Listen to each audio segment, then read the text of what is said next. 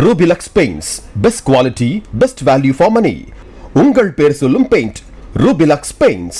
காங்கிரஸ் கட்சியினுடைய துணைத் தலைவர் திரு இதயதுல்லா இணைந்திருக்கிறார். திரு இதயதுல்லா, இப்போ சிபிஐ விசாரணையை விஜய் எதிர்கொண்டிருக்கார். உங்களுடைய பார்வை என்ன? சிபிஐ விசாரணை என்பது உச்சநீதிமன்றத்துடைய டைரக்ஷன்ல நடந்தாலும் பொதுவா எத்தனையோ சிபிஐ விசாரணைகள் நடந்து கொண்டிருக்கிறது. அவையெல்லாம் இவ்வளவு பிரபல்யமாக இல்லை முந்தைய ஆட்சி காலங்களிலே. சமீபத்திலே சிபிஐ விசாரணையாக இருந்தாலும், அமலாக்கத்துறை விசாரணையாக இருந்தாலும், திரைப்பட தணிக்கை குழு விசாரணையாக இருந்தாலும் எல்லாமே அரசியல் மயமாக பாஜகவால் உருவாக்கப்பட்டு விட்டது. அதனாலதான் காலையில அவர் டெல்லிக்கு வந்துட்டாரு, நடந்து வர்றாரு, கார் உள்ள போகாது. மற்ற வழக்குகள்ல இவர் காரு உள்ள போயிடுச்சு. ஏன்னா கரூர் மாதிரி இங்க எதுவும் அசம்பாவிதங்கள் நடந்துருமோங்கிற பயத்துல சிபிஐ அலுவலகத்துக்குள்ளேயே காரை விட்டுட்டாங்க. இந்தா வந்துட்டாரு, இந்தா போயிட்டாருங்கிற அளவுக்கு ஊடக பிரபல்யம் வர்றதுக்கு காரணம் பாஜக அவர் மீது எதை திணிக்க போகுது என்பதற்காகத்தான். அந்த அடிப்படையிலே பார்க்கும் பொழுது இந்த விசாரணையை பொதுவாக எத்தனையோ விசாரணை நடந்தாலும் இந்த விசாரணை ஏன் முக்கியத்துவம் பெறுகிறது என்று சொன்னால், இந்த ஆண்டு தமிழ்நாட்டிலே தேர்தல் நடைபெற உள்ளது. இந்த தேர்தலிலே எப்படியாவது வெற்றி பெற வேண்டும் என்று பாஜக நினைக்கிறது.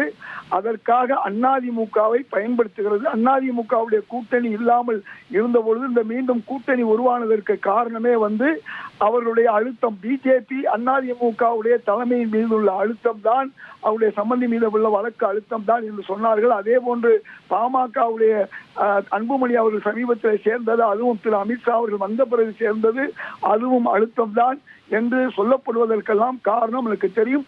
மூன்றாவதாக எப்படியாவது நம்முடைய விஜய் அவர்களை நம் அணிக்கு கொண்டு வர வேண்டும், அல்லது வெளியிலிருந்து திராவிட முன்னேற்ற கழக காங்கிரஸ் கூட்டணி வெற்றி பெறாமல் பார்த்து கொள்ள வேண்டும், அல்லது தேர்தல் முடிந்த பிறகு அவருடைய சட்டமன்ற உறுப்பினர்களையும் நாம் எடுத்து எப்படியாவது தமிழ்நாட்டிலே பாஜகவுடைய ஆட்சியை கொண்டு வர வேண்டும் என்ற ஒரு முயற்சியில் இருப்பதால் தான் இந்த சம்பவம் இவ்வளவு விரிவாக சென்று கொண்டிருக்கிறது.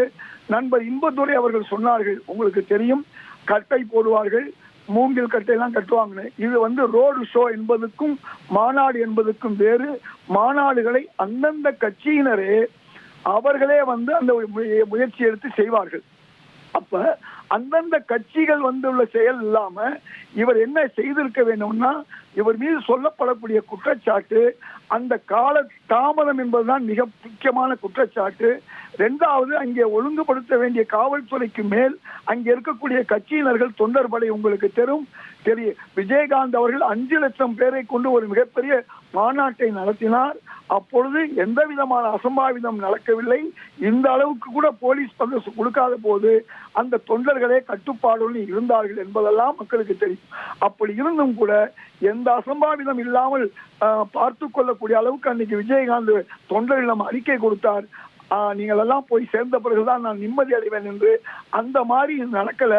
இப்படி ஒரு சம்பவம் மிகைப்படுத்தப்பட்டு நடக்கப்பட வேண்டும். தமிழ்நாடு முழுக்கும் இங்கே விஜயனுடைய தொண்டர்கள் வந்தார்கள் என்று சொல்லப்பட வேண்டும்.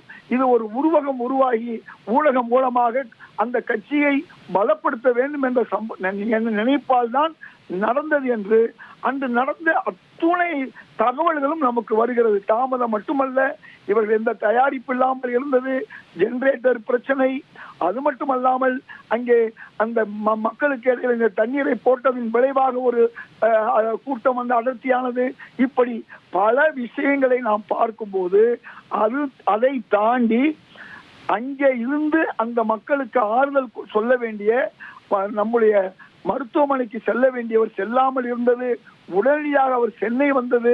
அதன் பிறகு பாதிக்கப்பட்ட மக்களை சந்திப்பதற்கு வாய்ப்பு இருந்தும் சந்திக்காமல் இருந்தது. அது மட்டுமல்லாமல் அவர்களை அழைத்து இங்கே ஆறுதல் சொன்னது. இப்படி எல்லாமே மக்கள் மத்தியிலே இது ஒரு தவறான ஒரு முன்னுதாரணம் என்று சொல்லப்படுகிறது. இதுதான் நமக்கு தெரிஞ்ச விஷயம். இப்பொழுது சிபிஐ என்பது ஏற்கனவே அவருடைய கட்சியை சார்ந்தவர்களை அவர்கள் விசாரணை செய்தது. இப்பொழுது நம்முடைய விஜய் அவர்களை அழைத்து விசாரணை செய்வது, இதை வைத்துக் கொண்டு இங்கே தமிழ்நாட்டு அரசாங்கத்தில் இருக்கக்கூடிய காவல்துறையவோ மற்றவர்களே விசாரணை செய்வது வலயத்தில் கொண்டு வருவது இதெல்லாம் அடுத்தடுத்து நடக்கும். அதன் மூலம் தமிழக அரசு மீது குற்றச்சாட்டுகளை கூறுவது, தமிழக அரசு தவறு செஞ்சது என்று சொல்வது, இப்படியெல்லாம் எதிர்பார்க்கப்படுகிறது. இது எல்லாம் எதற்கென்றால் அரசியல். ஆக இந்த சிபிஐ உடைய இந்த விசாரணை என்பது மட்டுமல்ல, திரு விஜய் அவர்களுடைய படம் இதற்கு முன் இல்லாத ஒரு முன்னுதாரணமாக அவருடைய படம் ஒரு மாதம் அளவுக்கு இழுத்தடிக்கப்படுவது, அதற்கு நீதித்துறையை பயன்படுத்துவது, திரைப்பட தணிக்கை குழுவை பயன்படுத்துவது என்று நாம் தமிழக மக்கள் பார்த்து கொண்டிருக்கிறார்கள். காரணம், பாஜக தமிழர்களுக்கோ தமிழ் மக்களுக்கோ எதுவும் செய்யவில்லை. அப்படிப்பட்ட ஒரு கட்சி எப்படியாவது இங்கே வந்து ஆக்டோபஸ் கரங்களை கொண்டு இந்த ஆட்சியை பிடிக்க வேண்டும் என்ற ஒரே எண்ணத்தில் அவர்கள் இருக்கிறார்கள். அதனால் தான் மக்கள் கொஞ்சம் ஆர்வமா இந்த விஷயங்களை எல்லாம் பார்க்கிறார்கள் என்பது எல்லாருக்கும் தெரியும். ரூபிலக்ஸ் paints, best quality, best value for money. உங்கள் பேர் சொல்லும் பெயிண்ட் ரூபிலக்ஸ் பெயிண்ட்ஸ்.